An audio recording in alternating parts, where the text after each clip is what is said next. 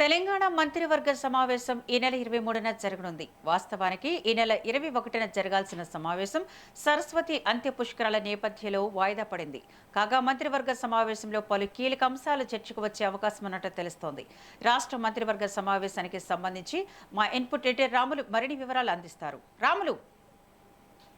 Good morning విద్య. ఈ నెల 23న సాయంత్రం 4 గంటలకు రాష్ట్ర సచివాలయంలో ముఖ్యమంత్రి రేవంత్ రెడ్డి అధ్యక్షతన రాష్ట్ర కేబినెట్ సమావేశం జరగనుంది. ఈ సమావేశానికి డిప్యూటీ సీఎం తో పాటు మంత్రులు, చీఫ్ సెక్రటరీ రామకృష్ణారావు, అదేవిధంగా పలువురు ముఖ్య శాఖల అధికారులు కూడా ఈ సమావేశంలో పాల్గొంటారు. అయితే వాస్తవానికి ఈ నెల 21న కేబినెట్ సమావేశం మధ్యాహ్నం 3 గంటలకు సచివాలయం జరపాలని చెప్పి భావించినప్పటికీ అదే రోజు సరస్వతి అంత్యపుష్కరాల ప్రారంభోత్సవ కార్యక్రమం నేపథ్యంలో ఎక్కువ మంది మంత్రులు ఆ అంత్యపుష్కరాలకు హాజరు కావాల్సిన పరిస్థితిలో ఉన్న నేపథ్యంలోనే 23వ తేదీకి దాన్ని డేటు మార్చడం జరిగింది. అయితే వాస్తవానికి 23వ తేదీన కూడా యాదగిరిగుట్టలో గోశాల ప్రారంభోత్సవ కార్యక్రమంలో సీఎం పాల్గొంటారు. అదేవిధంగా జిల్లా ఇన్ఛార్జ్ మంత్రి, జిల్లా మంత్రులు, దేవాదాయ శాఖ మంత్రి తదితరులు కూడా పెద్ద ఎత్తున పాల్గొంటారు. అదే రోజు కేబినెట్ సమావేశం కూడా యాదగిరిగుట్టలో జరపాలని చెప్పి ప్రభుత్వం భావించినప్పటికీ ప్రస్తుతం ఉన్న ఎండల తీవ్రత నేపథ్యంలో ఆ సమావేశ వేదికను యాదగిరిగుట్ట నుంచి ఇప్పుడు ఇక్కడికి సచివాలయానికి మార్చారని చెప్పి కూడా ప్రభుత్వ వర్గాల్లో